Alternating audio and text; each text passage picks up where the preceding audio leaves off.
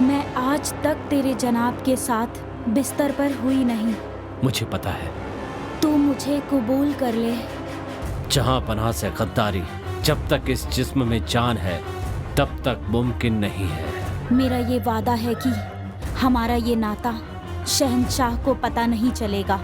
वो मेरे खुदा हैं और मेरे खुदा के साथ ना मैं गद्दारी करूंगा और ना किसी को करने दूंगा। मैं भी देख लूंगी मुझसे बेवफाई करके शहंशाह से कैसे वफादार रहेगा। रानी सेनापति को उससे प्यार करने के लिए जबरदस्ती उकसाती है। चूंकि वफादार सेनापति मना कर देता है, इसलिए रानी उसके ऊपर आरोप लगाती है कि सेनापति ने उसके साथ बलात्कार करने की कोशिश की। ये खबर सुनते ही नवाब सेनापति से कुछ पूछे बिना ही सब कुछ सच मानकर उसे द्रोही करार देता है और उसे फांसी पर चढ़ा देता है। कहाँ चला गया ये?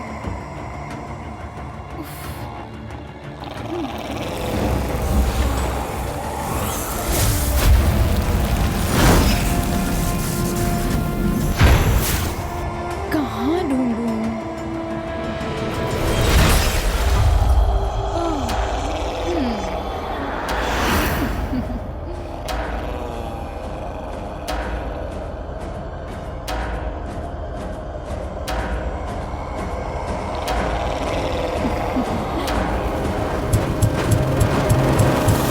साहब आपको किस ख्याल में डूबे हुए हैं? नहीं, कुछ नहीं। उस डॉक्टर ने जो कहा अगर वो सच हुआ तो उसके लिए इतना सोचने की क्या जरूरत है? जो होना है वो हो कर रहेगा। तुम बेकार में टेंशन मत लो। लेकिन लेकिन मुझे नहीं सुनना। मैंने कहा ना, कल से सब कुछ ठीक हो जाएगा। हम पहले जैसे ही रहेंगे। अब मैं तुम्हारी एक नहीं सुनूंगी। कल शाम को मैं 5 बजे आऊंगी। तुम तैयार रहना। मैं तुम्हें एक नई जगह लेके जाने वाली हूँ। ठीक है।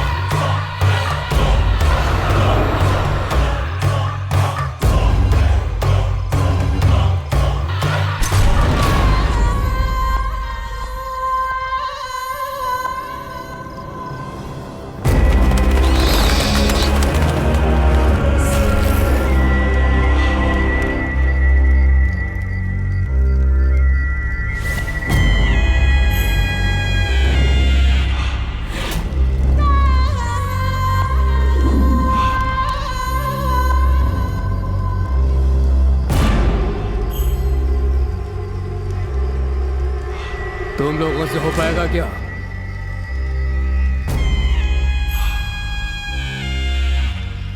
कहां से लेकर आओगी? हमें इन 13 दिनों तक बहुत ही चौकन्ना रहना होगा और बड़ी होशियारी के साथ ये काम करना होगा। अगर जरा भी चूक हुई तो खत्म। अब बताओ।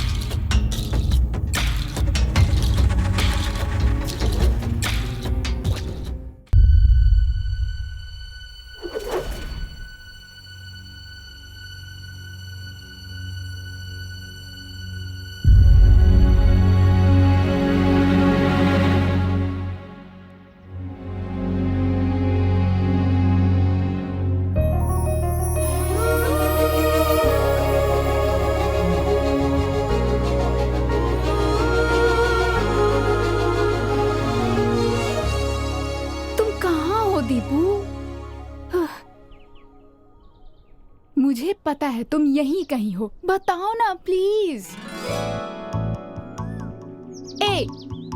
मुझे पता है कि तुम यहीं कहीं छुपे हुए हो। अगर तुम बाहर नहीं आए ना तो मैं यहाँ से वापस चली जाऊंगी। मजाक नहीं कर रही हूँ। हाँ। रुक जाओ प्लीज, जाने की बात मत करो जान। अच्छा, जान बोलकर तुम मुझे यहाँ पर इतना इंतजार करवा रहे हो, ये गलत नहीं है क्या? कसम से कहता हूँ गलत है, लेकिन अपने बॉयफ्रेंड को इतनी देर तक इंतजार करवाना ये भी तो गलत है ना। अच्छा, तो इस बात का तुम मुझसे बदला ले रहे हो? नहीं सूची, तुमसे किसी भी बात का बदला लेना या बुरा सोचना मुझसे नहीं होगा। मेरी तो हर धड़कन बस तुम्हारा ही नाम लेती है। लो सुनो, आई love you Suchi. I love you to.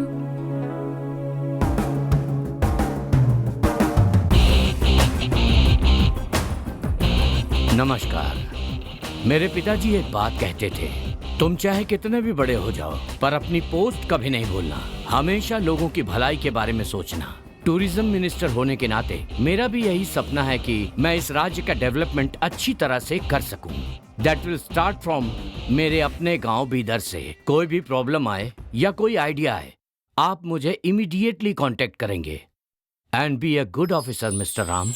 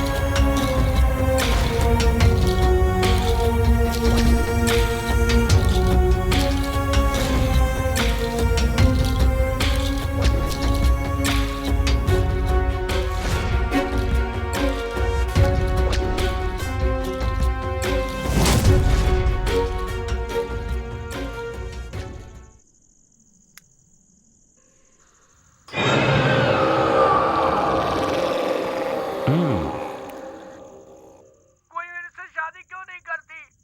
देखिए, क्या मैं सुंदर नहीं हूँ? बहुत सुंदर हो, लेकिन क्या? ओहो,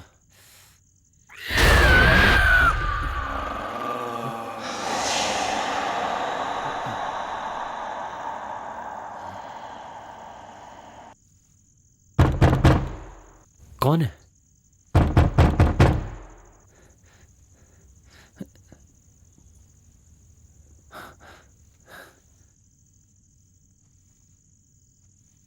कौन है?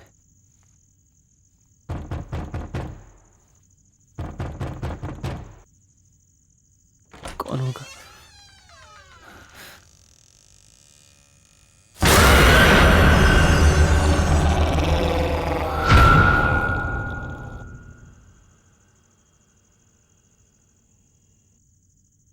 कौन है?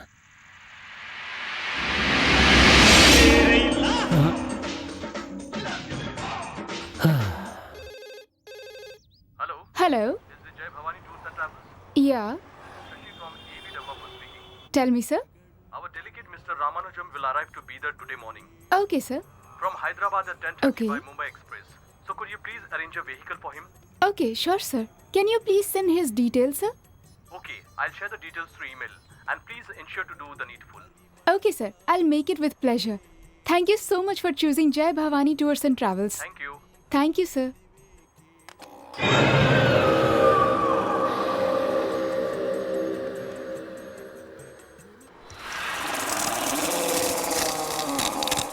हेलो, आप अभी कहाँ हैं sir? On the way to office madam. तो एक काम, कहिए ना, आपका हुक्म सर, आंखों पर। अब तुम जहाँ भी हो वहाँ से यू टर्न मारकर सीधा रेलवे स्टेशन पहुँचो। ओके, उसके बाद? हैदराबाद से एक रामानुजम नाम का आदमी आ रहा है।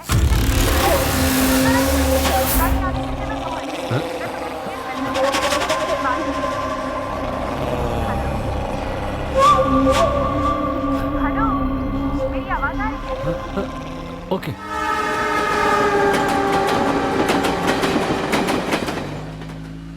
गाड़ी मिली ना सर? हाँ अभी मिली, मैं आ रहा हूँ। वैसे मेरे स्टेटस के हिसाब से बहुत छोटी गाड़ी है, अगर बड़ी गाड़ी होती तो ज्यादा अच्छा होता। It's a very small city, no problem. Be on the line. Okay sir. मैं मीटिंग के लिए जा रहा हूँ, तो क्या तुम लोगों ने मुझे कोटेशन भेजा है? जरा इंक्वायरी करो। अभी बता दो सर।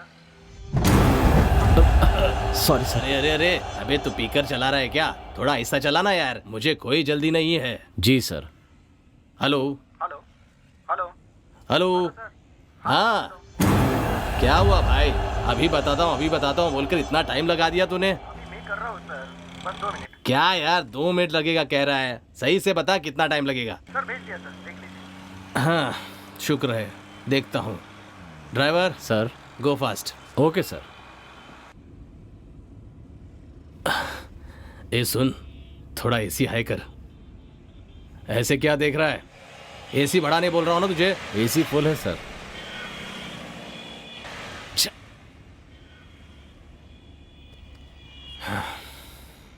यहाँ रोड भी बेकार है और कार भी बेकार है, नेटवर्क भी नहीं है। वहाँ देखो कितनी गंदगी है। छे, पता नहीं कैसे जीते हैं यहाँ। हैं? कार की कांच धोते हो या नहीं? हैं? तू पिया है क्या? मैनर्स नहीं सिखाई है क्या? मैं इज्जत से ही पेश आ रहा हूँ सर। तू तो बहुत ही घमंडी है। सर, घमंड हम सिर्फ घमंडियों को दिखाते हैं और उनको अच्छे से नहा धोकर पूरी तरह से धो डालते हैं सर। सर, हम अतिथि सत्कार में एकदम टॉप पर हैं सर। हम मेहमान की खातिरदारी में कोई कसर नहीं छोड़ते सर। ये सब रहने दो, गाड़ी तो कंडीशन में है ना? ओ, गाड़ी एकदम सुपर है सर। सर, 1 साल हो चुका है, इस गाड़ी ने कभी धोखा नहीं दिया। आह, बहुत सुपर गाड़ी है भाई तेरी। 1 मिनट सर, मैं चेक करके देखता हूँ। हाँ कर ले। अचानक बंद कैसे हो गई? सब कुछ तो ठीक है।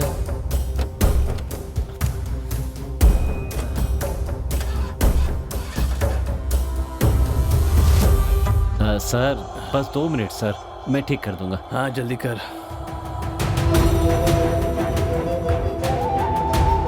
ज्यादा टाइम नहीं है। सब कुछ ठीक लग रहा है, फिर चल क्यों नहीं रही है? सर, आप बाहर क्यों आ गए सर? बहुत धूप है सर, अंदर बैठिए, मैं 2 मिनट में ठीक कर दूंगा। बस 2 minute sir. Sir please. 2 minute बोलकर 2 घंटे लगा दिए तुमने बनाने में। Sir please sir. वक्त की कीमत जानता है तू? Sir please sir. एक कस्टमर को बिठाने से पहले गाड़ी कैसी है, ठीक है या नहीं, ये पहले चेक करने के बाद फिर लेकर आना चाहिए था। इतनी अकल नहीं है तुझे? इडियट। रुक, तेरे सेठ को फोन लगाता हूँ मैं। सर मेरा काम चला जाएगा sir. Sir please. Imported suit गंदा कर दिया तूने, इडियट।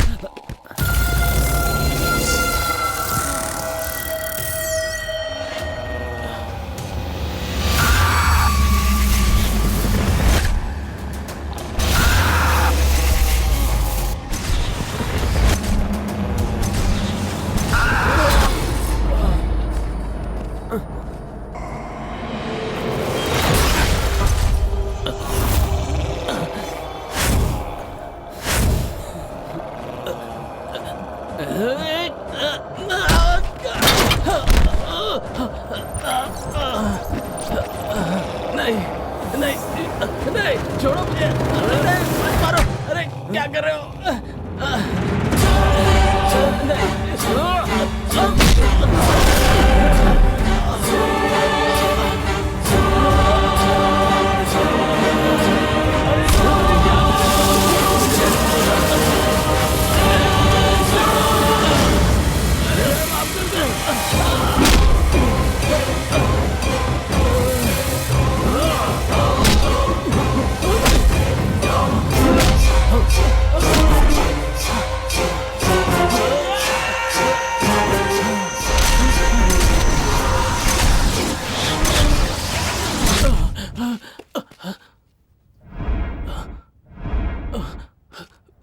कहाँ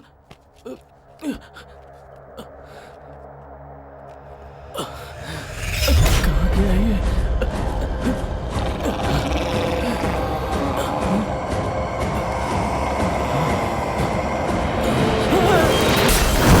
क्या हुआ सर?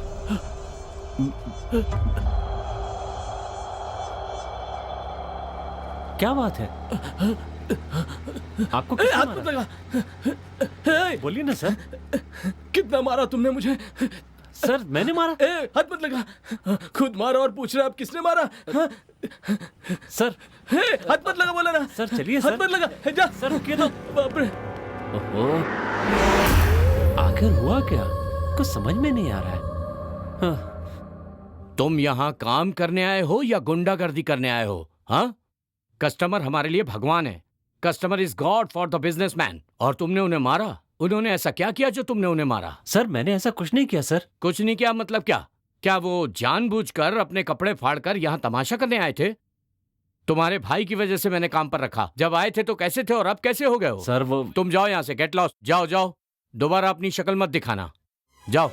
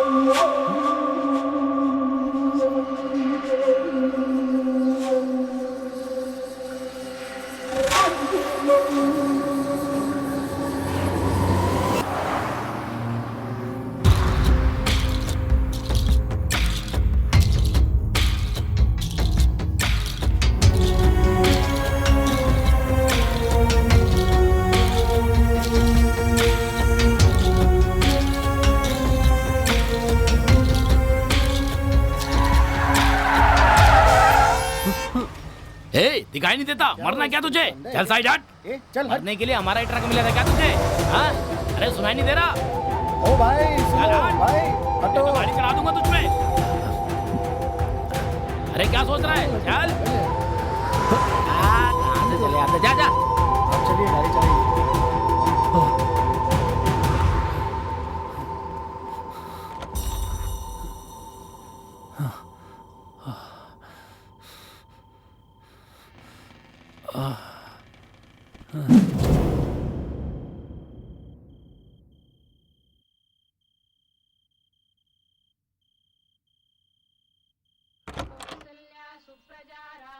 मैं जा रही हूँ माँ। सूची, नाश्ता तो करके जाओ बेटा। अरे नहीं माँ, वो अभी तैयार भी नहीं हुआ होगा, आलसियों की तरह सोया पड़ा होगा। और आज तो ऑफिस जल्दी भी पहुँचना है। चलती हूँ माँ। ठीक है, संभल कर जाओ। तुम भी ख्याल रखना। बाय।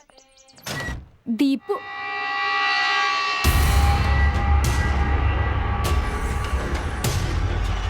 दीपू,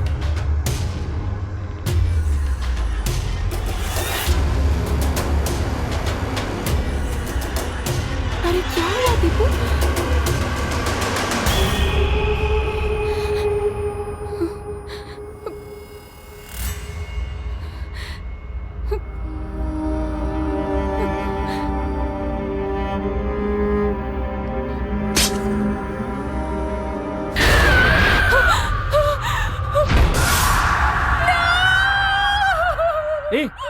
क्या हुआ सुची?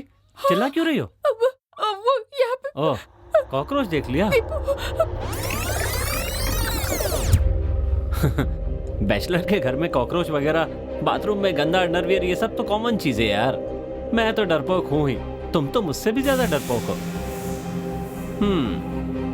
तुम्हें तो पता ही होगा, कल जिस फंक्शन में जा रहा हूं वहां पर एक हीरो आने वाला है और मेरा बॉस मुझे बहुत पसंद करता है। कभी कभी चिल्लाता है पर वापस बुला लेता है ना? हाँ। हे, तुम इतनी खामोश क्यों? अब उनके बारे में सोचने का टाइम नहीं है। चलो, देर हो रही है।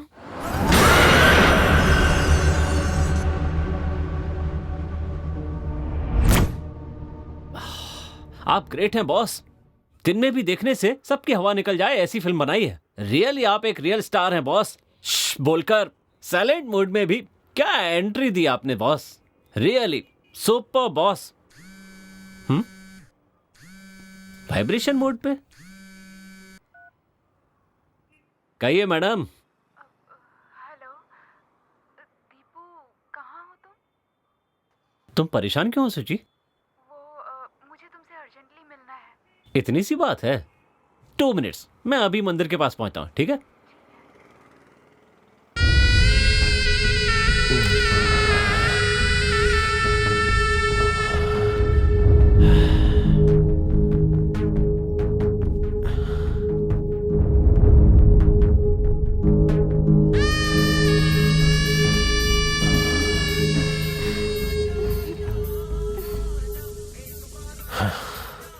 ओह, बॉस का फोन।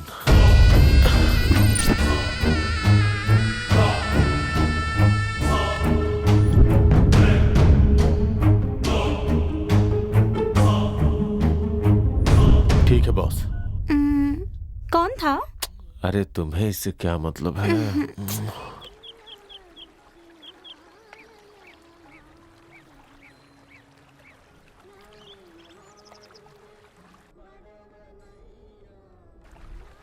क्या हुआ सुची? तुम बोल क्यों नहीं रही हो? बड़ी परेशान लग रही हो। वो सुबह जब तुम्हारे घर आई थी तो मुझे अजीब सा लगा।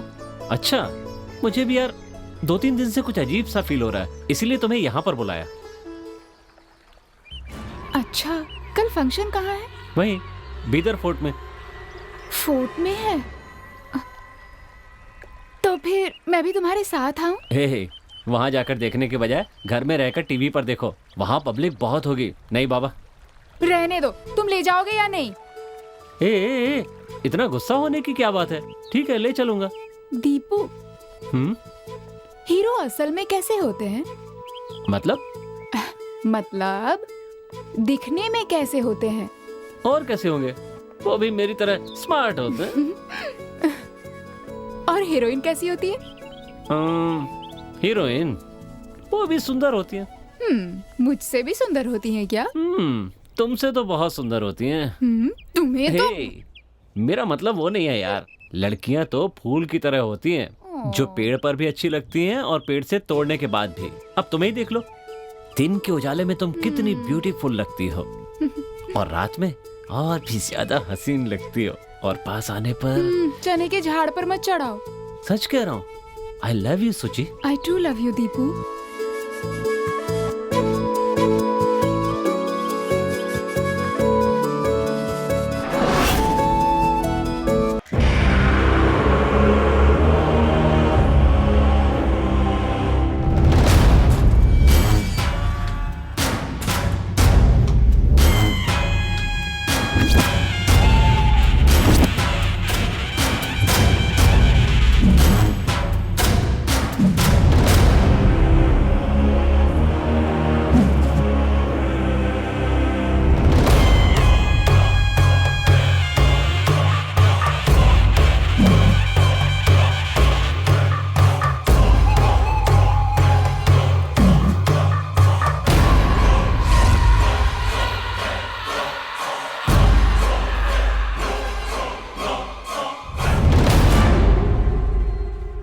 सुची, तुम्हारे लिए खाना लेकर आऊं क्या? मैं फंक्शन में खा कर आई हूँ, तुमने खाया? हाँ, मैंने खा लिया, लेकिन तुम ऐसे ही मत सोना, एक गिलास दूध पी लेना। ठीक।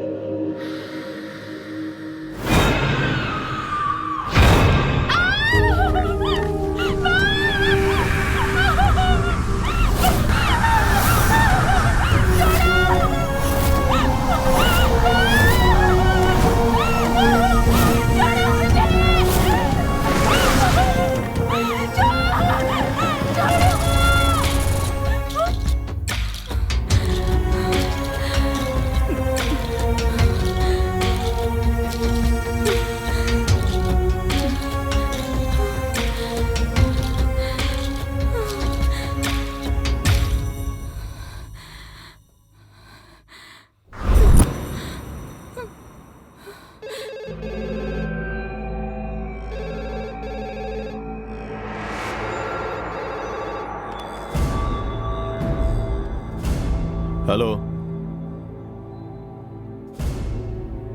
ये कब हुआ? कहाँ? ओके।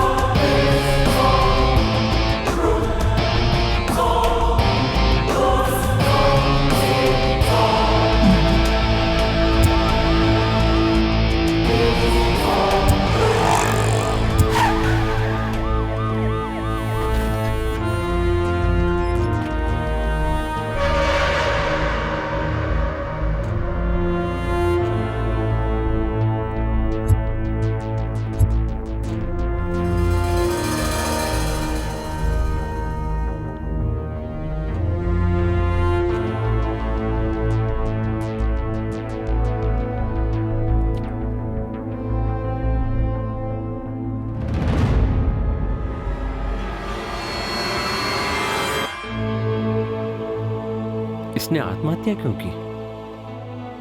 जिसने मुझे फोन किया था उसे बुलाया क्या? हाँ सर, वो आ गया है। बुलाओ उसे। पवन सर, वो आ गया। नमस्ते सर। बॉडी को पोस्टमार्टम के लिए भेज दो। जी सर। और रिपोर्ट लेके थाने आ जाना। ठीक है सर। और इसका फोन नंबर भी ले लो। Okay sir. इंक्वायरी के लिए इसे बुला लेना। ठीक है सर।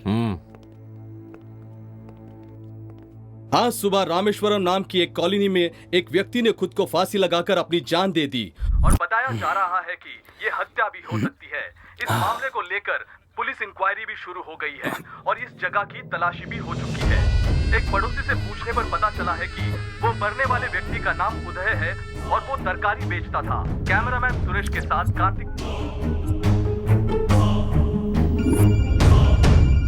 खुदा हाफिज पंडित। तुमने खबर सुनी क्या रफीक? हाँ, खबर सुनी मैंने। उसके लिए इतना टेंशन काहे को ले रहे हो तुम? पहले अपना काम निपटाओ। लेकिन रफीक, कल मैंने आगे की बात आगे सोचेंगे। फोन रखता हूँ। खुदा हाफिज। रफीक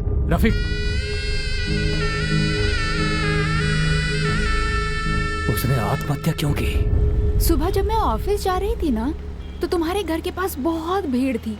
क्या हुआ था? मेरे घर के पास जो उदय रहता था ना, हाँ। उसने खुद को फांसी लगा के आत्महत्या कर ली। पुलिस वहाँ इंक्वायरी के लिए आई हुई थी, इसीलिए भीड़ जमा हो गई। ओह अच्छा, ऐसा क्या हुआ कि उसने आत्महत्या कर ली? ये तो मुझे भी नहीं पता, लेकिन जब भी मिलता था हाय हेलो करता था। अच्छा, ठीक ही लगता था। मुझे भी समझ में नहीं आ रहा है कि उसने ऐसा क्यों किया होगा। खैर छोड़ो, सबकी अपनी अपनी प्रॉब्लम होती है ना? सुची कहाँ चली गई? सुची सुची सुची सुची सुची सुची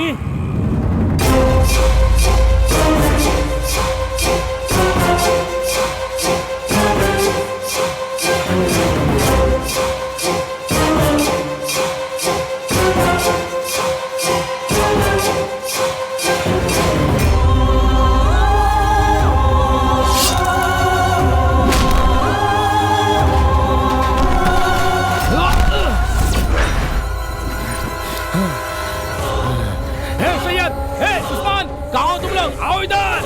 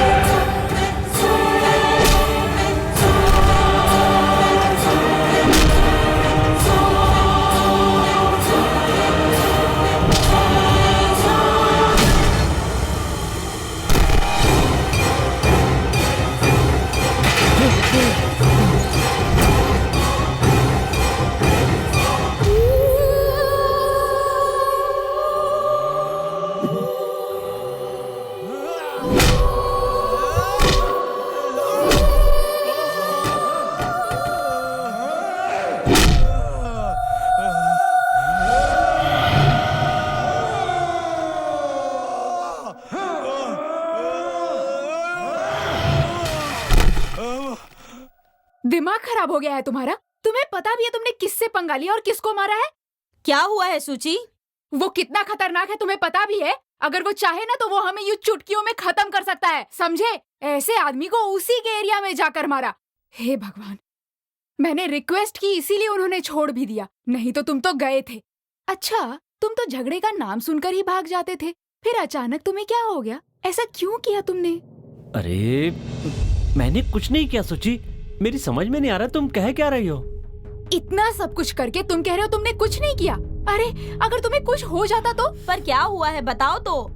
तुम नहीं समझोगी, छोड़ो ना माँ। अच्छा, मैं तो छोटी बच्ची हूँ ना, ये यहाँ पुतले की तरह बैठा हुआ है और तुम हो कि पागलों की तरह बड़बड़ बड़बड़ करती जा रही हो। यस करेक्ट, मैं पागल हो गई हूँ, तुम सही कह रही हो माँ। अब समझ गई, इसे कहाँ लेकर जाना चाहिए, चलो मेरे साथ।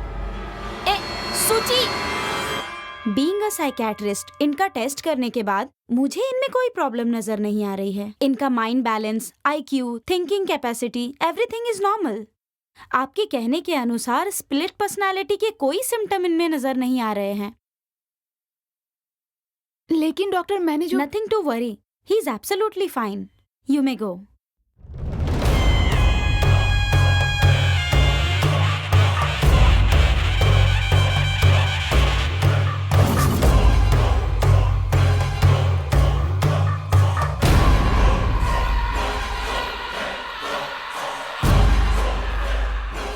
और कितने दिन ऐसे ढूंढते रहेंगे हम लोग?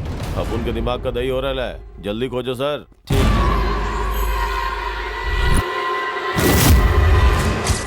इसे देखकर तो लग ही रहा है यहाँ का डॉक्टर क्या, कोई विदेशी डॉक्टर भी इसके बारे में यही कहेंगे। मतलब डॉक्टर को दिखाने से कुछ नहीं होने वाला है। इसे कहाँ लेकर जाना चाहिए और इसके साथ क्या करना चाहिए ये मुझे पता है। आपने जो बताया वो इसके साथ सिर्फ आज ही नहीं हुआ है, 6 दिनों से हो रहा है। 6 दिनों से हम लोग सिर्फ किले के चक्कर लगा रहे हैं पंडित। अब सिर्फ 7 दिन बचे हैं, पता नहीं क्या होगा। तुम जरा शांत रहोगे क्या? बाबा ये किस लिए? वो इसलिए क्योंकि पिछले 6 दिनों से एक बहुत ही ताकतवर रूह इसके पीछे पड़ी हुई है और वही इसे सता रही है। उस रूह से कोई तकलीफ तो नहीं होगी? उसे क्या तकलीफ हो सकती है? वो इसके पीछे क्यों पड़ी हुई है, वो इसके साथ ऐसा क्यों कर रही है, ये जानना आसान नहीं है। मिला? नहीं मिला। यहाँ जाऊं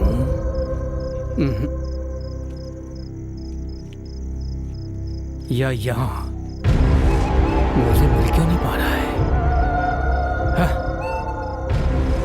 हाँ, यहीं कहीं है। सिर्फ यही नहीं, चाहे कहीं भी जाओ उसका राज कभी जान नहीं पाओगे।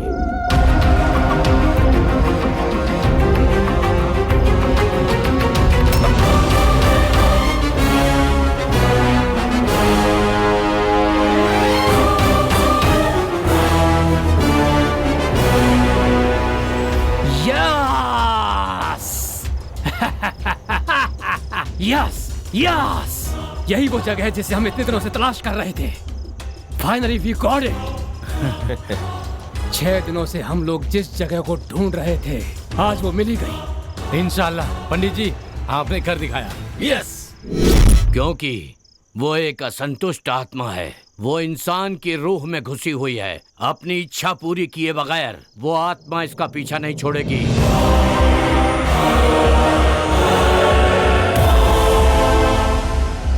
13 दिनों तक वो इसके साथ रहेगी। लेकिन एक बात मैं आपको बताना चाहूंगा, उसके पास अपना काम पूरा करने के लिए 7 दिन बचे हैं। 7 दिन बचे? शफी, मुरली, आज शाम को ठीक 7 बजे तुम लोगों को 7वें दिन का काम जो मैंने बताया था वो शुरू कर देना चाहिए। ठीक है सर। हो जाएगा पंडित। हाँ, ये जो 7 दिन है इसके लिए खतरे से खाली नहीं है। 8वें दिन से हम लोग अपने सारे के सारे सपने पूरे कर सकते हैं, जो चाहे कर सकते हैं। बट हमें ये 7 दिन बहुत ही चौकन्ना रहना होगा। लेकिन आपको आगे 7 दिनों तक इसका बहुत ख्याल रखना पड़ेगा।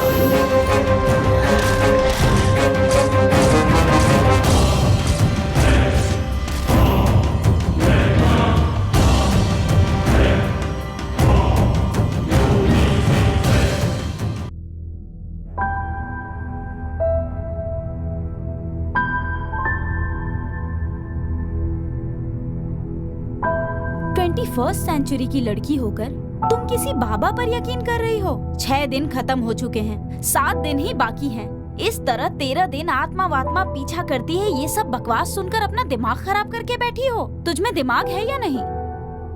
मार्केट में जो मैंने अपनी आंखों से देखा, अगर वो नहीं देखती तो मैं इतना परेशान नहीं होती। और उस दिन उस हैदराबाद की क्लाइंट ने इसके बारे में कंप्लेन भी की, पर मैंने नहीं माना। इनफैक्ट बॉस को भी मैंने कन्विंस कर लिया। लेकिन पता नहीं क्यों मुझे कल से उसके बारे में बहुत डर लग रहा है। देख सूची, it may be a psychic vibration. उसके लिए इतना अपसेट मत हो। हमने साइकियाट्रिस्ट से भी कंसल्ट किया, उसने कहा सब कुछ नॉर्मल है। अगर कोई किसी लड़की को छेड़े तो ये स्वाभाविक है कि उसका बॉयफ्रेंड अपनी आंखों के सामने ये सब कुछ सहन नहीं करेगा। और ऐसे में अगर जिन लोगों ने तुम्हें छेड़ा उसको उसने बुरी तरीके से मारा, तो इसमें उसने गलत क्या किया? तुम एजुकेटेड होकर भी ये सब सोच रही हो। अगर भगवान जैसी पॉजिटिव एनर्जी हो सकती है तो शैतान जैसी नेगेटिव एनर्जी नहीं हो सकती? मुझे बहुत डर लग रहा है ज्योति, कहीं मैं उसे खो ना दूं। रिलैक्स सूची, अगर तुम्हें ऐसा लगता है कि कोई रूह वगैरह जैसी कोई प्रॉब्लम है तो इसका कोई सॉल्यूशन तो होगा ही। दीपू के साथ थोड़े दिन के लिए कहीं घूमने चली जाओ। एनवायरनमेंट के चेंज होते ही तेरा डिप्रेशन मूड भी थोड़ा चेंज हो जाएगा। और अगर बाहर जाने के बाद भी कुछ नहीं हुआ तो? बात तो सही है। तू एक काम कर, यहाँ वहाँ घूमने के बजाय मेरे अंकल का आयुर्वेदिक सेंटर है, अगर वहाँ गई तो उसका ट्रीटमेंट भी हो जाएगा और तेरा मूड भी चेंज हो जाएगा। अगर तू अभी हाँ कहेगी तो मैं फोन करके अरेंजमेंट करवा देती हूँ। ठीक है। कम ऑन सुची, सब ठीक हो जाएगा। चल अब।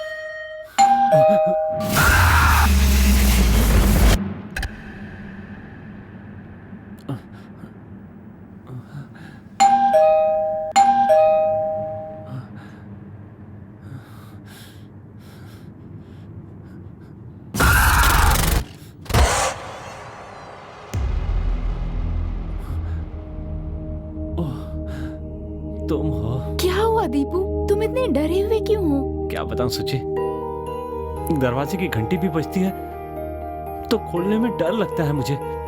अजीब सी आवाजें मुझे बार बार सुनाई देती हैं। अगर यही चलता रहा तो सच कहता हूँ मैं पागल हो जाऊंगा। प्लीज प्लीज मुझे बचा लो सुची। अरे बुद्धू, जब तक मैं जिंदा हूँ तुम्हें कुछ नहीं होने दूंगी। Don't worry, I am with you.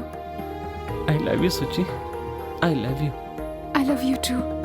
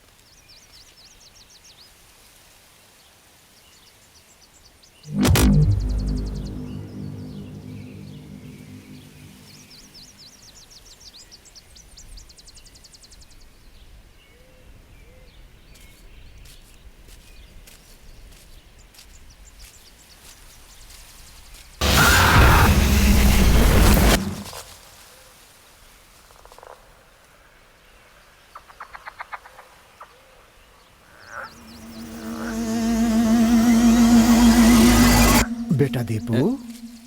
नमस्ते गुरुजी। नमस्ते बेटा दीपू। तुम्हें रात को कोई डरावना भयानक सपना आता है क्या? और फिर उस सपने में तुम्हें कोई बुला रहा है ऐसा महसूस होता है क्या? ऐसे सपने तो नहीं आते सर, लेकिन क्या? हकीकत में ये चीजें मेरे साथ हो रही हैं सर। अच्छा। यही कुछ 8-10 महीने से पता नहीं क्यों मेरे घर जाते ही कोई मेरे आगे पीछे आसपास घूम रहा है, मुझे अपने पास बुला रहा है ऐसा लगता है। ठीक है, ये बात तुमने अपने माँ बाप को बताई? कहने के लिए कोई मेरा अपना है ही नहीं सर, मैं अनाथ हूँ। ओ माफ करना मुझे। माँ बाप तो नहीं है, लेकिन मेरा एक बहुत अच्छा फ्रेंड है जिसने मुझे हमेशा एक भाई की तरह संभाला है। उसे बता सकता था पर वो 10 दिन पहले चेन्नई गया हुआ है। ठीक है, बढ़िया। क्या तुम्हें प्रेत, भूत, आत्मा, पुनर्जन्म इन चीजों में विश्वास है क्या? सर वो ठीक है, चलो मेरे साथ।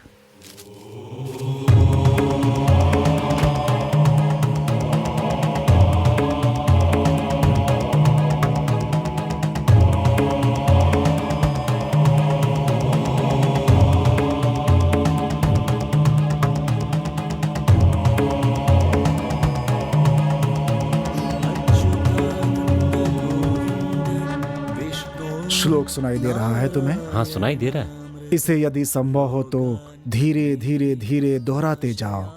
ठीक है सर। और फिर कल क्या हुआ था, परसों क्या हुआ था, उसके पहले क्या हुआ था, ये सब धीरे धीरे याद करते जाओ। याद करो बेटा, याद करो।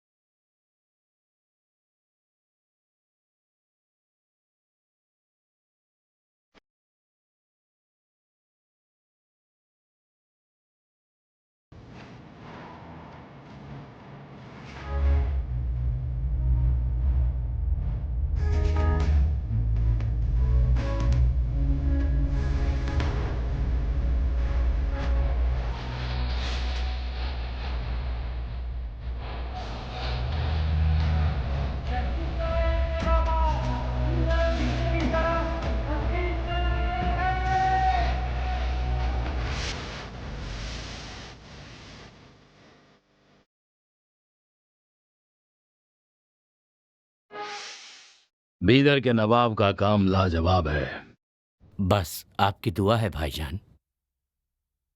गुलबर्गा के कवाजे बंदे नवाज से लेकर बीजापुर तक हमारा ही हुक्म चलता है, लेकिन यहाँ भी राज करना चाहते हैं। आप हमसे बड़े हैं, इसका मतलब ये नहीं कि हम आपके गुलाम हैं। मेरे कहने का मतलब गुलामी नहीं है। बस कह दिया ना, शहंशाह अब आगे एक लफ्ज भी नहीं सुनेंगे। गुस्ताखी माफ हो जनाब। बीदर शहंशाह की आन है, शान है। अगर यहाँ किसी ने कदम भी रखा ना तो उसे चीर के रख देंगे, क्योंकि यह किला शहंशाह की जान है। और इस तरह से हैदराबाद प्रांत के नवाब और बीदर प्रांत के नवाब दोनों रिश्ते में सगे भाई होने के बावजूद अधिकार के लोभ ने उनके बीच एक बहुत बड़ी दीवार खड़ी कर दी। एक साधारण सेनापति ने मुझसे ऐसी बात की ये सोचकर हैदराबाद के नवाब को अपमान महसूस होता है और वो अपने राज्य में लौट जाते हैं। इस सेनापति की खुददारी देखकर बीदर के नवाब को खुशी तो बहुत होती है, लेकिन एक तरफ संबंध और दूसरी तरफ अधिकार, इन बंधनों में बंधकर दोनों भाई परेशान रहने लगते हैं।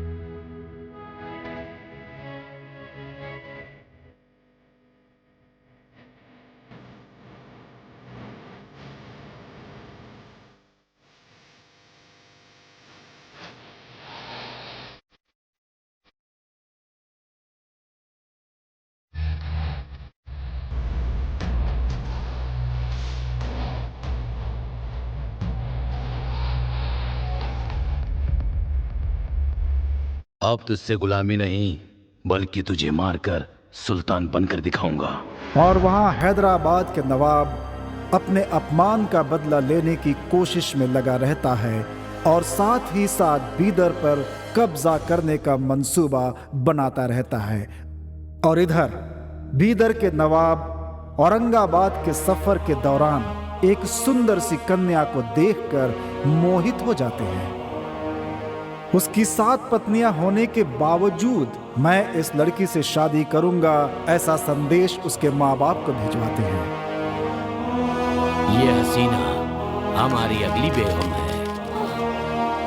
राजा के आदेश का उल्लंघन करने की हिम्मत लड़की के माँ बाप में नहीं थी,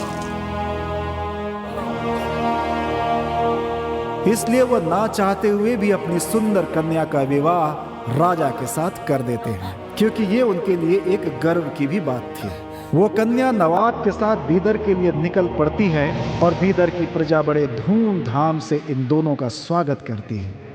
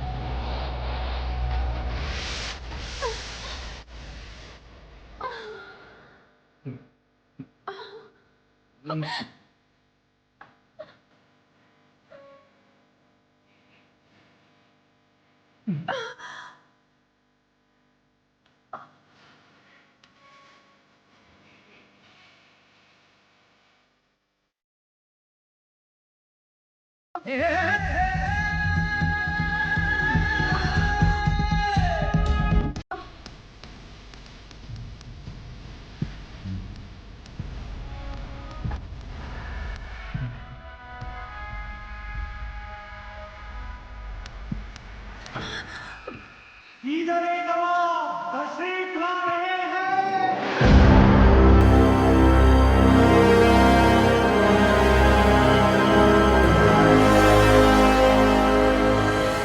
अंगारों पर चलने वाले पैर मखमल के बिस्तर पर हैं, लेकिन आपके चेहरे का बेगमी ताज कहाँ खो गया जानसीन? जनाब, आपसे क्या छुपाना, मैं नहीं चाहती थी कि मैं किसी की बेनाम बेगम बनूं या 8वीं हसीना बनूं। मैं तो अपने दिल में पनाह देने वाले एक दिलदार को चाहती थी। बस माफ कीजिए जनाब। आप हमारी बेगम तो हैं, लेकिन उससे पहले आप यहाँ की रियाया हैं और लोगों के साथ जबरदस्ती करना हमारे इस जिस्म में जब तक जान है तब तक तो ये मुमकिन नहीं। आपने ये सोच भी कैसे लिया कि हम आपके साथ जबरदस्ती कर सकते हैं हसीना?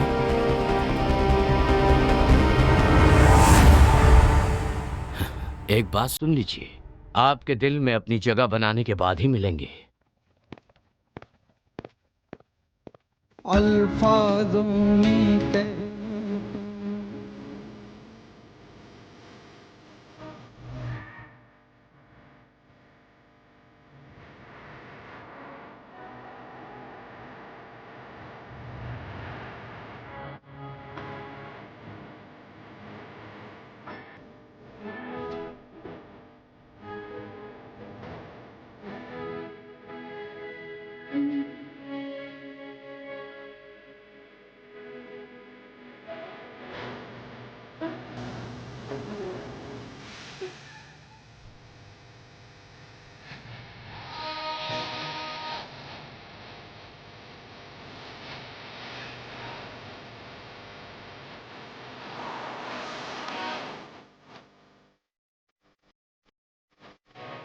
कुछ दिनों के बाद हैदराबाद के नवाब बीदर के नवाब को एक पत्र भेजते हैं। पत्र में लिखा होता है कि अगर पत्र के मिलते ही 15 दिनों के भीतर तुम मुझसे आकर नहीं मिलोगे तो मैं युद्ध की घोषणा कर दूंगा। भाईजान होने के नाते हमारे हाथ बंधे हुए हैं, वरना ऐलान जंग के लिए हम भी तैयार हैं। प्रजा की खुशी के लिए, भाई से अपना रिश्ता बनाए रखने के लिए युद्ध ना करने का निर्णय करके वह हैदराबाद जाने की तैयारी शुरू करते हैं। उसी समय औरंगाबाद से भी एक पत्र आता है जिसमें लिखा होता है कि रानी के पिता की तबीयत ठीक ना होने के कारण उनके पिता रानी से आखिरी बार मिलना चाहते हैं। ऐसी हालत में क्या करें क्या ना करें सोच सोच कर राजा एक फैसला करते हैं और अपने वफादार सैनिक को अपने पास बुलाते हैं और रानी को पूरी हिफाजत के साथ औरंगाबाद ले जाने की जिम्मेदारी उसे सौंप देते हैं। जी हुजूर।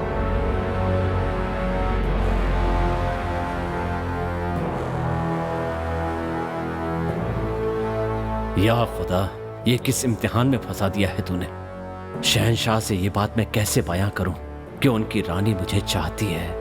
अपने शहंशाह के भरोसे की कीमत मैं कैसे चुकाऊं, और शहंशाह के हुक्म को मैं मना भी नहीं कर सकता। हाँ, यही ठीक होगा। फिर सेनापति अपने एक करीबी मित्र को बुलाता है और उसे एक छोटा सा बक्सा और एक पत्र लिख कर देता है और कहता है कि अगर मैं किसी कारणवश वापस नहीं लौटा तो ये चीज़ें अपने नवाब को दे देना। और इसके बाद वो रानी को लेकर सफ़र पर निकल पड़ता है और फिर रास्ते में। मैं आज तक तेरे जनाब के साथ बिस्तर पर हुई नहीं। मुझे पता है। तू मुझे कबूल कर ले।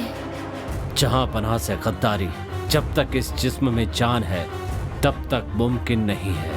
मेरा ये वादा है कि हमारा ये नाता शहंशाह को पता नहीं चलेगा।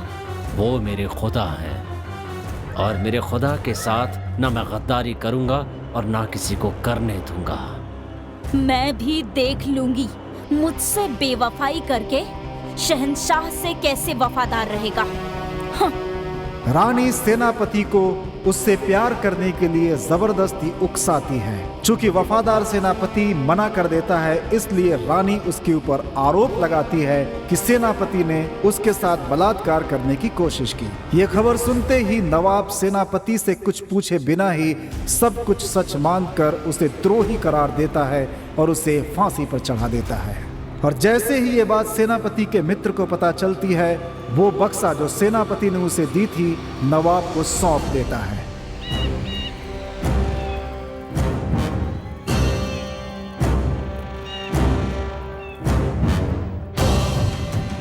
ऐ मेरे खुदा, मुझे माफ करना। अगर आप एक इशारा करते कि 100 लोगों से लड़कर आ तो मैं खुशी खुशी चला जाता। अपनी जान की बाजी लगाकर मैं दुश्मनों को मार गिराता या उनके हाथों आपकी खातिर अपनी जान दे देता। मगर आपने एक बहुत मुश्किल काम सौंपा। आपकी बेगम को मेरे साथ भेज दिया। अफसोस की बात यह है कि आपकी बेगम आपको नहीं बल्कि मुझे चाहती है। औरंगाबाद के इस 3 दिन के सफर में अगर जवानी के जोश में मैं बहक गया, आपसे गद्दारी करने का बोझ मैं सह नहीं पाऊंगा। इसलिए मैं अपनी मर्दानगी को खत्म कर रहा हूं।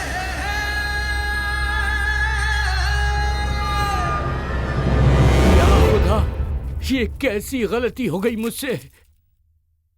अपने राजा के प्रति वो सेनापति इतना वफादार था कि उसने अपना लिंग काटकर अपने पुरुषत्व का त्याग कर दिया था ताकि उससे कोई गलती ना हो।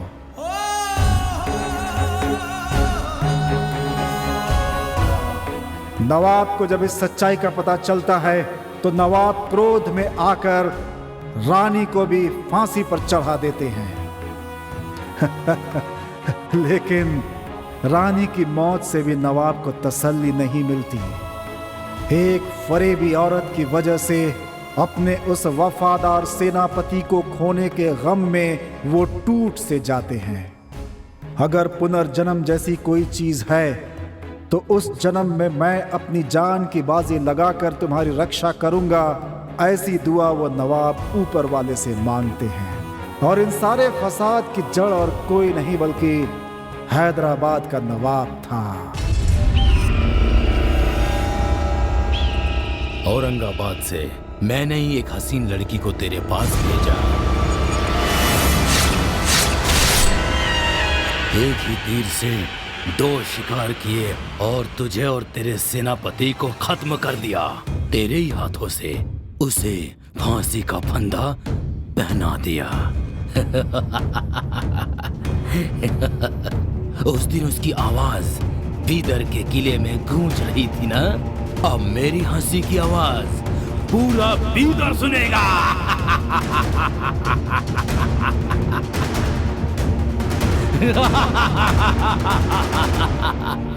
वो सेनापति और कोई नहीं, तुम ही हो। क्यों दीपू, तुम्हें आश्चर्य हो रहा है ना? बिल्कुल आश्चर्य होने वाली बात ही है, क्योंकि ये एक सच है। तुम्हारे पिछले जन्म की कहानी मुझे कैसे पता चली, यही सोच रहे हो ना?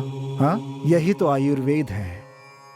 ये कोई सामान्य वस्तु नहीं है, बहुत ही पुरानी, बहुत ही पवित्र जीवन का विज्ञान है। जब मैं तुमसे पहली बार मिला तभी मैंने तुम्हारी समस्याओं के बारे में सोचना शुरू कर दिया था। फिर मुझे पता चला कि पिछले 10 दिनों से एक अत्यंत ही अज्ञात शक्ति, एक पवित्र आत्मा तुम्हारे चारों ओर मंडरा रही है। मंत्रों के उच्चारण से उस आत्मा से मैं संपर्क करने की कोशिश करता रहा। हाँ, मुझे सफलता मिल गई। इस प्रयोग से मुझे जो पता चला है कि जो तुम्हारा पीछा कर रही है वो राजा की आत्मा है। पिछले जन्म में निर्दोष होने के बावजूद तुम्हें फांसी पर चढ़ाने की जो उसने भूल की, उसकी वजह से वो पश्चाताप की आग में जल रहा है और प्रायश्चित के लिए ही इस जन्म में तुम्हारा पीछा कर रहा है। इतने दिनों से वो आत्मा तुम्हारी रक्षा कर रही है, इसीलिए पिछले 10 दिनों से तुम्हारे साथ ऐसा हो रहा है। वो आत्मा तुम्हें डराने के लिए नहीं और ना ही तुम्हें परेशान करने के लिए तुम्हारा पीछा कर रही है, बल्कि तुम्हें बचाना चाहती है। उसे सिर्फ 13 दिनों का ही समय मिला है, जिसमें से 10 दिन बीत चुके हैं। अब उसके पास सिर्फ 3 दिन ही बचे हुए हैं। तुम्हारे ऊपर जब भी किसी प्रकार का संकट आ रहा है, वो हर बार अपने तरीके से बचाने की कोशिश कर रही है। अब तुम्हें खतरा किससे है, वो तुम्हें कैसे बचा रही है, ये सब मैं नहीं जानता, लेकिन वो आत्मा तुम्हें कुछ बताना चाहती है, लेकिन तुम उससे डर रहे हो, इसीलिए वो चुप है। अगर वो प्रेत आत्मा होती तो तुम्हारे साथ कठोरता से पेश आती, या फिर तुम्हें जिन लोगों से खतरा है वो उनके ऊपर हमला करती। लेकिन ये एक पवित्र आत्मा है, लगभग परमात्मा का ही रूप। वो किसी का बुरा चाह ही नहीं सकती, वो तो हमेशा सबका भला ही चाहती है, लेकिन सबका सीधा उसके साथ संबंध बनना संभव नहीं है। साधारण व्यक्ति तो उसके बारे में सोच ही नहीं सकता, क्योंकि जानते हो, साधारण व्यक्ति की बुद्धि उसके पास तक पहुंच ही नहीं सकती सच्चे लोगों के सिवा। समझ गए? 3, 8, 8, 5, 13 पुष्य। हाँ, आज से तीसरे दिन शाम को, पुष्य नक्षत्र शाम को ठीक 7 बजे अगर उससे बात करने का प्रयास करेंगे तो वो भी तुम्हारे साथ बात करने का प्रयास करेगी। ये कुल 13 मिनट का समय होता है। अगर तुम्हारे ऊपर कोई संकट मंडरा रहा है तो वो तुम्हें उसे बचाने की कोशिश करेगी। सच कह रहा हूं, अगर अब भी तुमने उसे जवाब नहीं दिया तो तुम्हारी मदद कोई नहीं कर सकता, समझे? डरो मत, हिम्मत से काम लो, उसकी भावनाओं को समझो, वो तुम्हारी मदद करना चाहती है। चलो बहादुर बच्चे, चलो।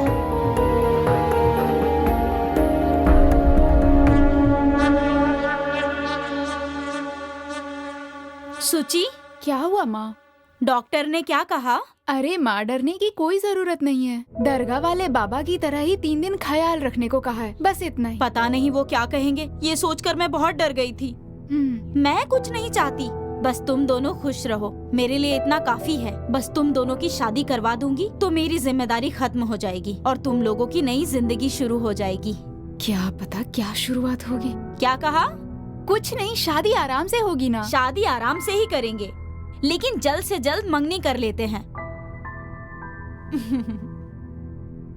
तुम लोगों के आने से पहले मैंने पंडित जी से बात करके रखी है। कल का दिन बहुत शुभ है, उन्होंने कहा कल ही मंगनी करवा लो। कल ही? अरे इतनी भी क्या जल्दी है माँ? बेटा ये सब मैं नहीं जानती, मैं जो कह रही हूँ वो करो। हमेशा तुम्हारी ही जिद नहीं चलेगी। कल का दिन ही शुभ है ऐसा उन्होंने कहा है। उनका कहना है कल अगर मंगनी हुई तो शादी के बाद भी तुम दोनों सुखी रहोगे। ये लो। लेकिन माँ, लेकिन वेकिन कुछ नहीं सुनने वाली। कल हर हाल में मंगनी होकर रहेगी, बस। तुम्हारा क्या कहना है दीपू? हाँ।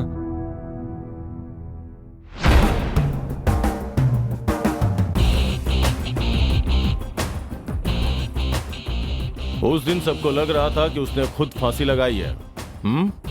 लेकिन इसमें तो लिखा है कि it is not hanging death. उसमें ड्रग्स इंजेक्ट किया गया था और ड्रग्स की वजह से ही हार्ट ब्लॉक हो गया, जिसकी वजह से मौत हो गई। हाँ I think this is not due to cervical pressure. इस रिपोर्ट से पता चलता है कि डॉक्टर कितना चालाक है, तो फिर मर्डर करने वाला बहुत ही चालाक होगा। अच्छा, उस दिन स्पॉट पे इंस्पेक्शन करते वक्त कुछ एविडेंस मिले थे ना जो तुम्हें दिए थे? यस। कहाँ है वो? ये लीजिए। गुड। Bhavani travel agency. वैसे प्रदीप और उदय नाम का कोई आदमी हमारे यहाँ काम नहीं करता सर। बट इस आईडी कार्ड में जो एड्रेस और फोन नंबर है वो यहीं का है ना? हाँ यस सर। Quite interesting. चलिए। हाँ सर, मेरा स्टाफ यहीं है, आइए मिलाता हूँ। हाँ, अच्छा तो नागेश जी, ये आपके स्टाफ हैं क्या? ये ऑफिस स्टाफ है सर। इनके अलावा 6 ड्राइवर भी हैं। वो टूरिस्ट को अटेंड कर रहे हैं। आते ही उन्हें थाने भेज दूंगा। अरे आप तकलीफ मत कीजिए, अब तो मेरा आना जाना लगा ही रहेगा। वो आए तो मुझे बुला लीजिएगा। पक्का पक्का सर। थैंक यू, चलता हूँ। एनी टाइम आइए sir. Mister Nagesh. Yes sir. देखिए, जब तक मैं इस केस की इन्वेस्टिगेशन कर रहा हूँ, इन्वेस्टिगेशन पूरा होने के पहले आपका कोई भी स्टाफ या आपका ड्राइवर बिना मेरी परमिशन लिए कहीं दूर नहीं जा सकता। Okay sir. ओके सर, मैं कह दूंगा सर। अच्छा नागेश जी, ये दोनों कौन है? ये दोनों भी स्टाफ है सर। हाँ। ये रिसेप्शनिस्ट सुचित्रा है और ये दीपू है ड्राइवर। ओह नमस्ते सर। ये क्या है? आज हमारी एंगेजमेंट है सर, इसलिए इन्हें इनवाइट करने के लिए आए थे। मिठाई लीजिए। Thank you. लगता है इनविटेशन के पहले ही मैं बिन बुलाए मेहमान की तरह आ गया। बाय द वे, सदा खुश रहो। भगवान आप लोगों की जोड़ी बनाए रखे। Thank you sir. सर शाम को मेरी सगाई, आप जरूर आइए। सिर्फ आज ही नहीं, अब तो मेरा आना जाना लगा रहेगा। Okay, take care. See you mister Nagesh. Okay sir. Sir, एक सवाल पूछना चाहता हूँ मैं। हाँ। जहाँ पर मर्डर हुआ है और हमें जो आईडी कार्ड मिला वो इस ट्रैवल एजेंसी का, ये तो कंफर्म हो गया है ना सर? तो अपने स्टाइल से जांच पड़ताल शुरू कीजिए सर। आप ऐसा क्यों नहीं कर रहे हैं, मेरी तो समझ में नहीं आ रहा है। अगर तुम्हें समझ में आ जाता तो हाँ सर। मेरी जगह पे तुम होते ना, और तेरी जगह पे मैं होता। देख, खूनी ने पहले खून किया, उसके बाद इसे आत्महत्या का रूप देने के लिए लाश को फांसी से लटका दिया। और सबसे खास बात, उसने बिना सोचे समझे ये मर्डर नहीं किया।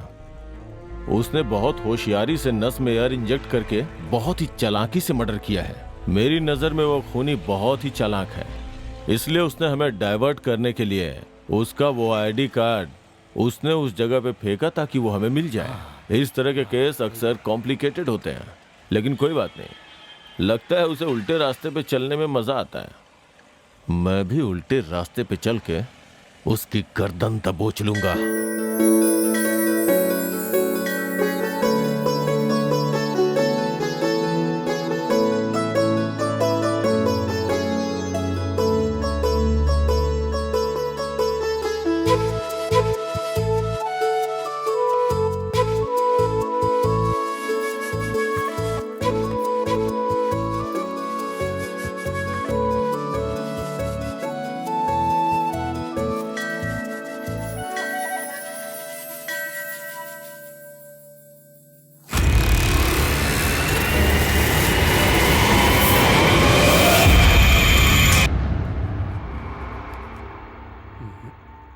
हिसाब से यहीं कहीं होना चाहिए।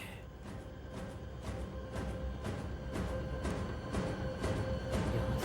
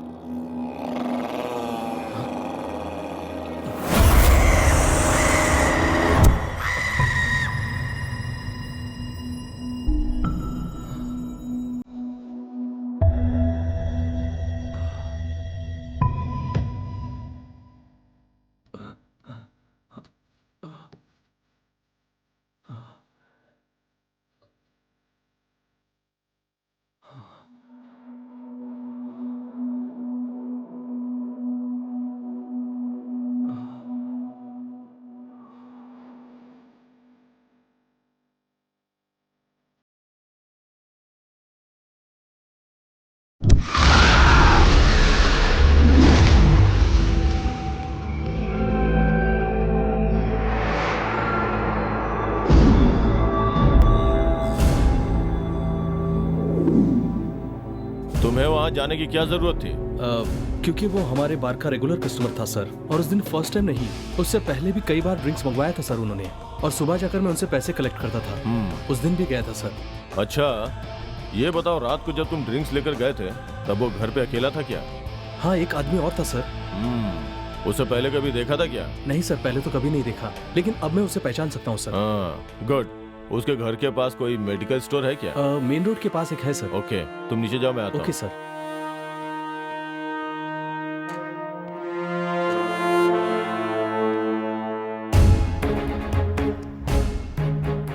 इतनी चालाकी से खून किया है, मतलब इसके पीछे जरूर कोई मकसद है। Medical store.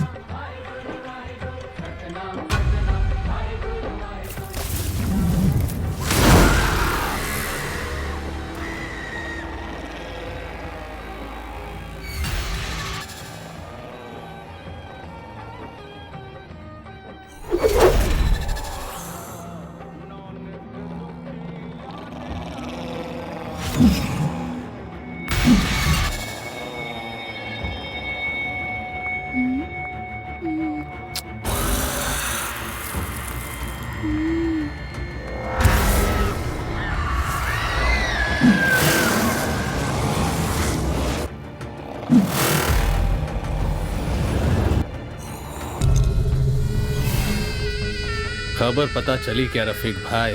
बताएगा तभी तो पता चलेगा। राइट। अपना उदय है ना, उसने आत्महत्या नहीं की थी। तो कहना क्या चाहता है? उसका मर्डर हुआ था। मर्डर था? हाँ, और मर्डर करने वाले को पुलिस हर जगह तलाश कर रही है भाई। मूड क्यों खराब कर रहे हैं? चुपचाप ही है, समझा इसको। सही कहा भाई, लेकिन हम मूड बनाने की बातें ही करते रहेंगे या सुल्तान की तरह एंजॉय भी करेंगे? कल शाम को 7 बजे जब वो पंडित काम खत्म करेगा तब वहाँ के सुल्तान हम होंगे और हमारी आसपास की लड़कियां हमारी बेगम होगी। इसे कहीं देखा हुआ लग रहा है। कहाँ देखा है? बस कुछ दिन की बात है, उसके बाद जिंदगी में ऐश ही ऐश होंगे। वाह, हम सब सुल्तान होंगे और सारी लड़कियां हमारी बेगम। सुनना सर, यहाँ खड़ा क्या कर रहा है? जाकर सिगरेट लेकर आ। हाँ ओके सर। बढ़िया है भाई। ज्यादा चढ़गी क्या? मजा करेंगे भाई, मजा करेंगे। ये पूरा साम्राज्य ना हमारा होना चाहिए। हाँ भाई। ये नशा भी क्या चीज है यार, जी करता है बस पीता रहूं। नशा कभी उतरे ही ना। हट जाओ भाई। चुप कर, क्यों बजा रहा है तो इतनी तेज? भाई साहब, क्या है? थोड़ी देर के लिए गाड़ी हटा लीजिए ना, मैं निकल जाऊंगा यहाँ से। नहीं जाने दिया तो? रोड तेरे बाप का है क्या? क्या? तो क्या मैं ऐसा बोलूं भाई? कौन है बे? RT officer? ये बस अपना पुराना यार है। तेरे को तो उसी दिन मार देने वाला था, लेकिन तेरी किस्मत सही थी। क्या बोलूं बेटा, अगर तुझे मारा ना तो मेरा ही लॉस होगा, इसलिए छोड़ दिया। क्या रे, ये तेरी लवर है क्या? वाह, ये तो डांसर है। इधर आओ। क्या हुआ भाई? ये देखो हमारी रात की रानी इधर बैठी है। क्या लग रही है यार? हेलो हेलो हेलो, ये सब क्या हो रहा है भाई? पहले सीधे तो खड़े हो जाओ।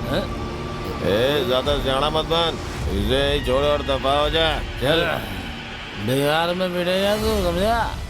कस्टमर को ऐसे समय में छोड़कर चले जाना ठीक नहीं होता भाई, वो भी एक लेडी कस्टमर को ऐसी सुनसान जगह पे। आप ये ठीक नहीं कर रहे हैं भाई। ओ कबूतर, इतनी झाड़पट्टी क्यों दिखा रहा है? ये तेरी लवर है क्या?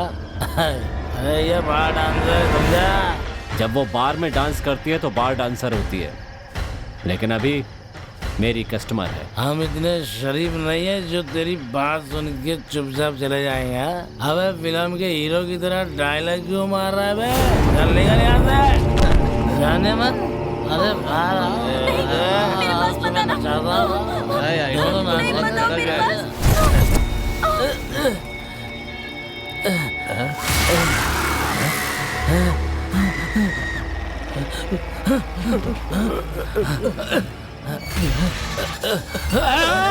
अरे भूतिया भागो भागो भाई।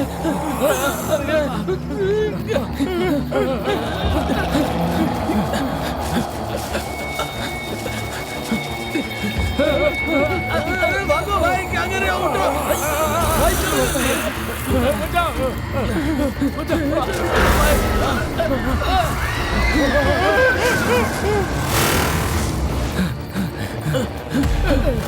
दरवाजा खोलो, दरवाजा खोलो, बंद करो। क्या हुआ, क्या हुआ?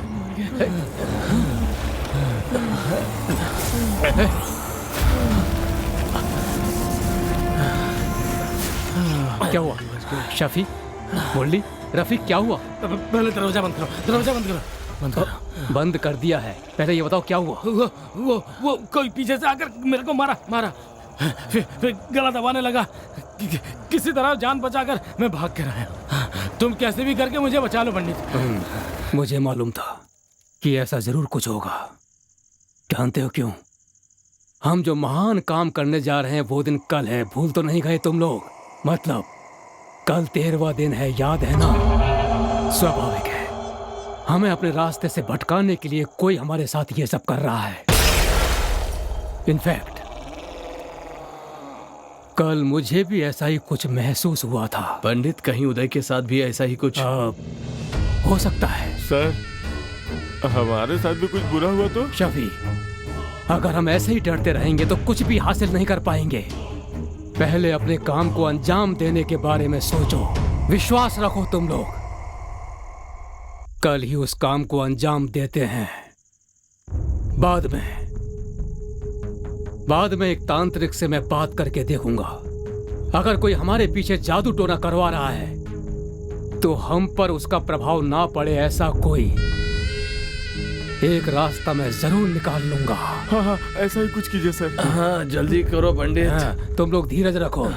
कल की तैयारी हो गई ना रफीक? सब कुछ रेडी है पंडित जी, आपने जो जो कहा है वो सब कर दिया है। गुड, तो काम हो जाएगा ना?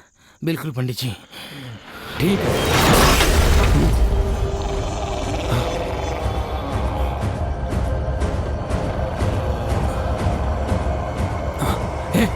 डरो मत, कूल रहो, कूल।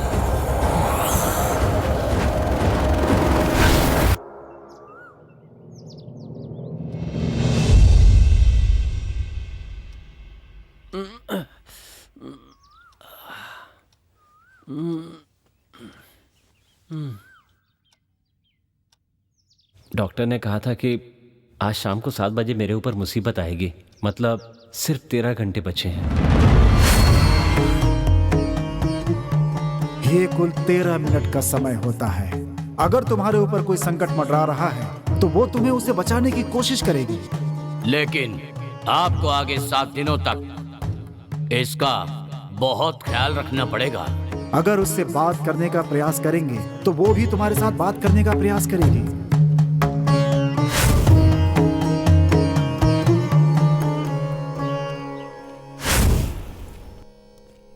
नमस्ते सर। अरे पवन, क्या हुआ आज इतनी सुबह सुबह?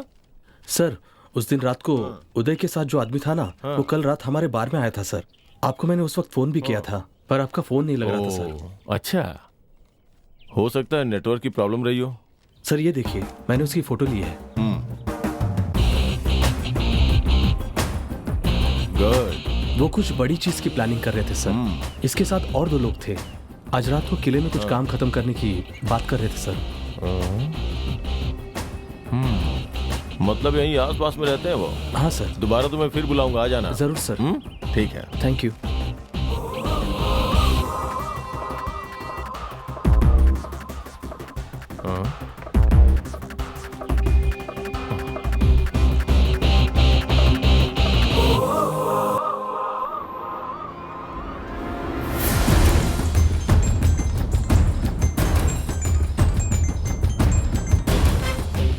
बोलो राम। सर, मुझे मिली इंफॉर्मेशन के मुताबिक आज शाम में 7 बजे किले में कुछ होने वाला है सर। अच्छा, अगर मेरा शक सही निकला तो मुझे और पुलिस फोर्स की जरूरत पड़ेगी सर। तुम एक अच्छे ऑफिसर हो। I will consider your request. मैं कमिश्नर से बात करूंगा। पहले तुम ये पता लगाओ कि वहाँ क्या इनलीगल एक्टिविटीज चल रही है, तब तक रिस्क तुम्हारा है। Yes sir. Be careful. Thank you sir. Okay. Good morning. अरे गुड मॉर्निंग अपने बाजू में रखिए। हमने अपनी तरफ से सारी तैयारी कर ली है। आपकी तैयारी हो गई है नहीं? आप बताइए। ओह, तैयारी हो गई है। किसी को हमारे बारे में पता चला ना तो हम सबकी कहानी खत्म हो जाएगी। अब तक जैसा मेंटेन करते आए ना वैसे ही मेंटेन करना होगा। फिक्र मत करो रफीक, सब कुछ आराम से हो जाएगा। इंशाअल्लाह ऐसा ही हो जनाब।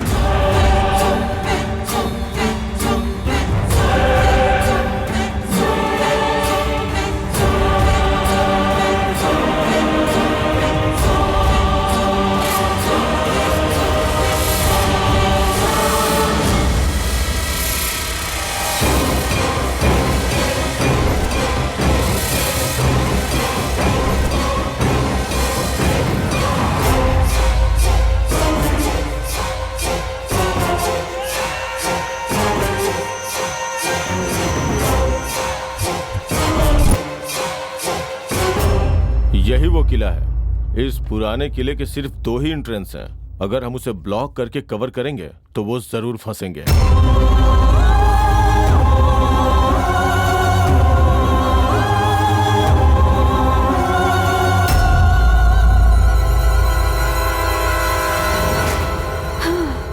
गए। आज मेरी जिंदगी का सबसे बड़ा दिन है। I am so happy Deepu. तुम तो हैप्पी हो, पर मुझे बहुत टेंशन हो रही है। टेंशन? टेंशन लेने का नहीं, देने का डाले।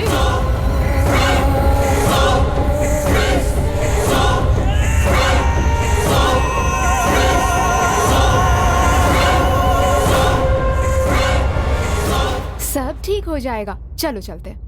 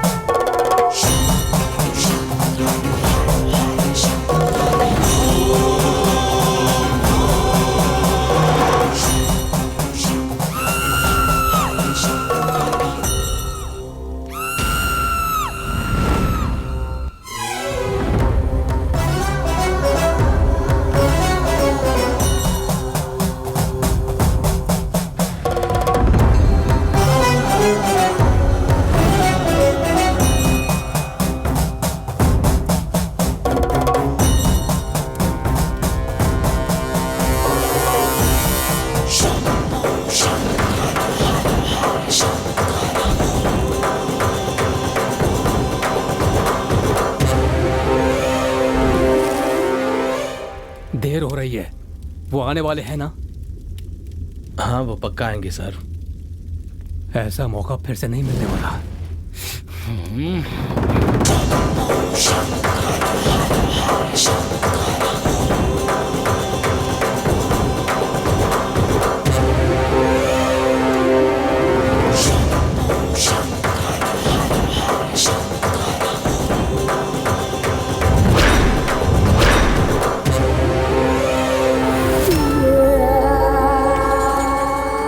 ये सब क्या है सची? मुझे यहाँ पर क्यों लेकर आई हो? सब पता चल जाएगा।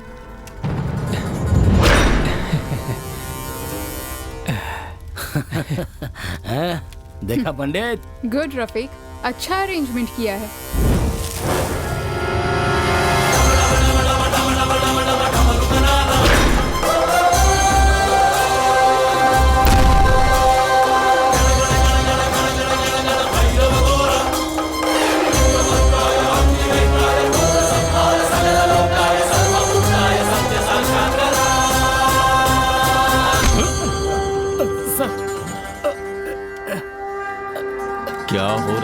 पे? सर मेरे दोस्त के शरीर से भूत भगा रहे हैं सर।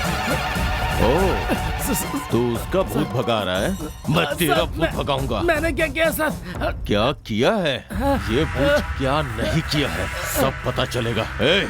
सर वो क्या है ना कि ये पूजा उसी के लिए चल रही है। चुप, बिना किसी सबूत के कोई बात नहीं करता ये राम गोपाल राव। बता उदय कौन है, ये तू अच्छी तरह जानता है ना? वो जो आत्महत्या करके मरा, मैं उसे जानता हूँ सर। झूठ मत बोल। मैं झूठ नहीं बोल रहा हूँ सर। वो मेरे भाई जैसा था सर। बोलो ना पंडित जी। वो क्या बोलेंगे? तूने ही उसका खून किया, उसे फांसी से लटकाया और फिर आत्महत्या बोल के अफवाह फैला दी। तूने उसे क्यों मारा सीधी तरह से बता दे। कुछ नहीं किया। अगर सच नहीं बताया तो यहीं पे इनकाउंटर कर दूंगा। सर बताता हूँ सर। बोल।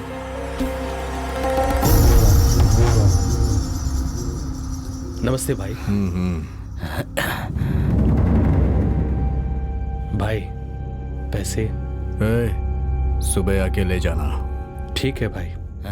और एकदम सुबह सुबह मत आ जाना। ओके भाई। भाई अगर हमें 10 करोड़ मिल जाए तो क्या करोगे? आपस में बांट लेंगे और क्या। हम में से कोई मर गया तो? अरे हाँ बिल्कुल सही कह रहा है छोटू। अबे साले मेरे दिमाग में एक आइडिया है तेरे लिए। हाँ मरने के लिए पैदा हुआ है। हाँ तू ना मेरे भाई जैसा है, तुझे बिना दर्द दिए तेरी जान लूंगा। सभी लोग इंजेक्शन से दवा देते हैं और मैं तुझे हवा का इंजेक्शन दूंगा, है ना? बस हो गया मेरे भाई, हो गया। चैन से मरेगा, चैन से। तेरा आइडिया तेरे काम में ही गया, मर गया।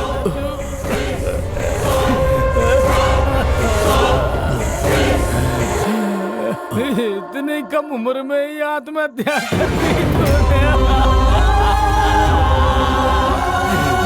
मेरा भाई कैसा था, मुझे छोड़ के चला गया। अब मैं किसके साथ दारू पीऊंगा? नस में एयर इंजेक्ट करता है, बहुत बड़ा डॉक्टर है क्या?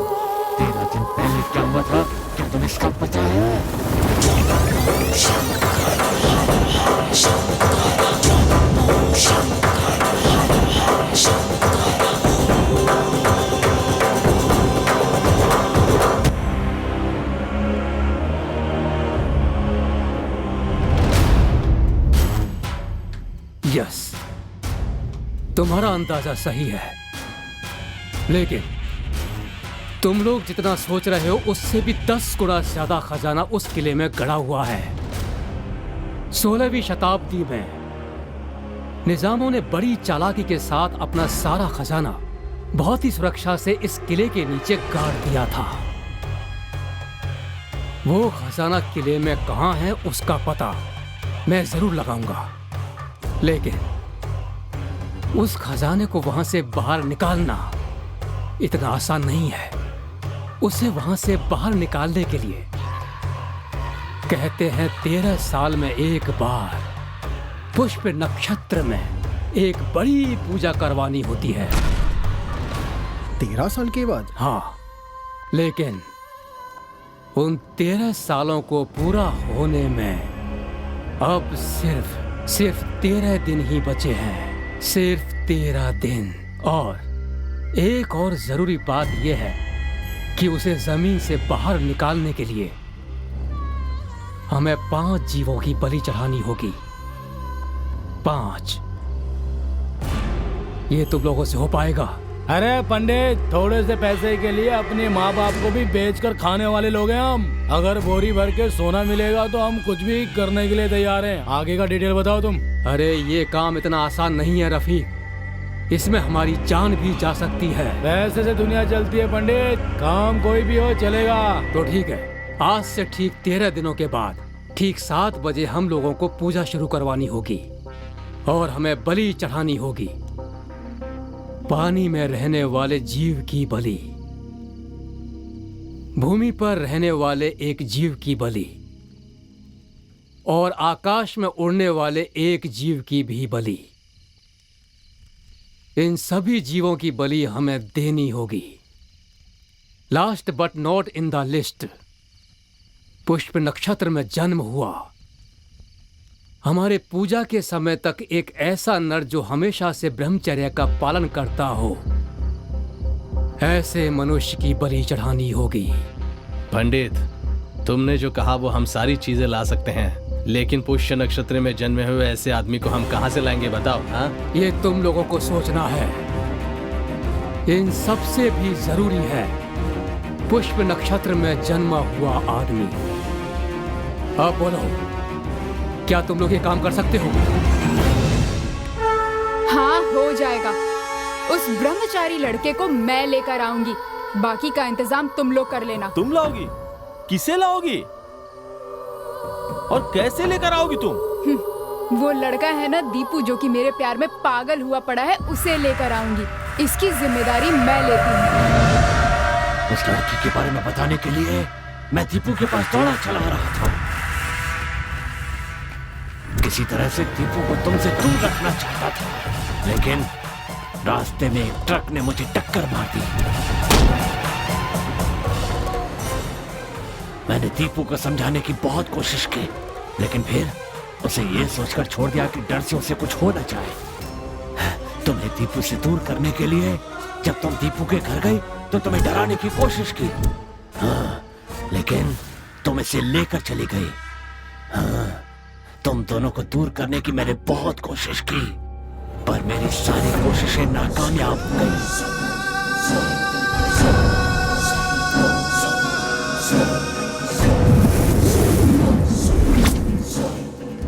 तुम ड्रामा कर रहे हो या सच कह रहे हो ये मैं नहीं जानती, बट यस, मैं तुम्हारी बलि चढ़ाने के लिए यहाँ लेकर आई हूँ।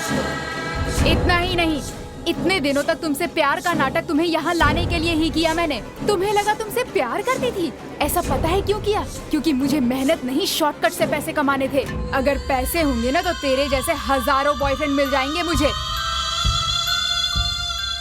मेरे लिए पैसा ही सब कुछ क्यों है तुम्हें पता है? क्योंकि पैसों की वजह से मेरी फैमिली बर्बाद हो गई। कर्जदारों का कर्ज न चुका पाने की वजह से मेरे पिताजी ने आत्महत्या कर ली। उन्होंने ये तक नहीं सोचा कि उनकी 2 छोटी बेटियां हैं। अब कैसे रहेंगे हम लोग? क्या किया ये आपने? उसी दिन मैंने डिसाइड कर लिया कि कुछ भी करूंगी, पर लाइफ में बहुत सारा पैसा कमा कर रहूंगी। और तभी मुझे इस किले के खजाने के बारे में पता चला।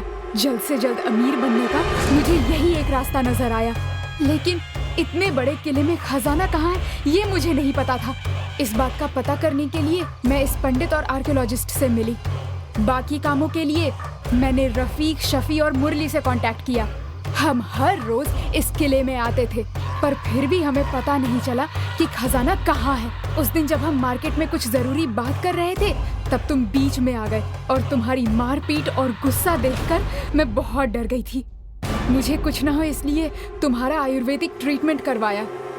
इतना ही नहीं, मुझे तुम पसंद नहीं थे, फिर भी मैंने तुम्हारे साथ एंगेजमेंट की। खजाना मिलने के बाद उसके ज्यादा हिस्से ना करने पड़े, ये सोचकर मैंने टीम के एक आदमी को मारने का प्लान बनाया और उसके लिए रफीक को सुपारी दी। खून तुमने किया है इस बात का शक पुलिस को तुम पर हो। मैंने इसका भी प्लान बनाया, पर हो नहीं पाया। अरे पंडित जी, आप अपनी पूजा शुरू करिए ना।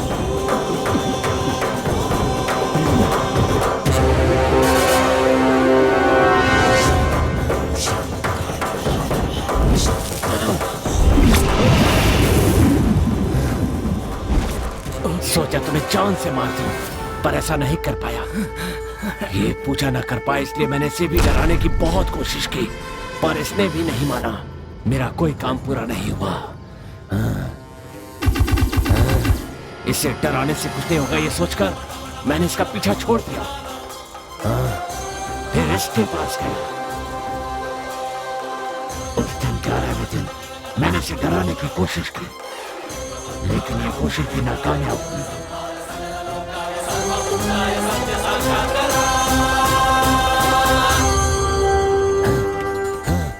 आखिरी में मैं इन लोगों के पास गया।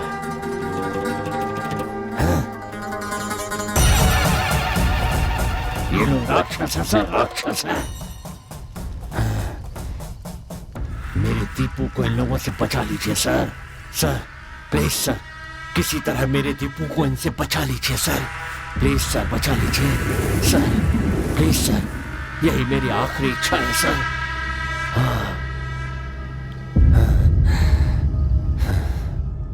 एक ऐतिहासिक स्मारक में खजाना है, ऐसी गलत बात फैलाकर इस काम को अंजाम देने के लिए और ये साजिश रचने के लिए, यानी एक इंसान का खून करने की कोशिश करने के जुर्म में नारायण पंडित और उनके चारों साथियों को ये अदालत आईपीसी सेक्शन 320 बी के तहत उम्र कैद की सजा सुनाती है। The court is dismissed. जब आत्मा की मनोकामना पूर्ण होती है तो वो अपने मूल स्थान परमात्मा में मिल जाती है, अर्थात उसे मोक्ष प्राप्त होता है। और अगर मनोकामना पूर्ण ना हो तो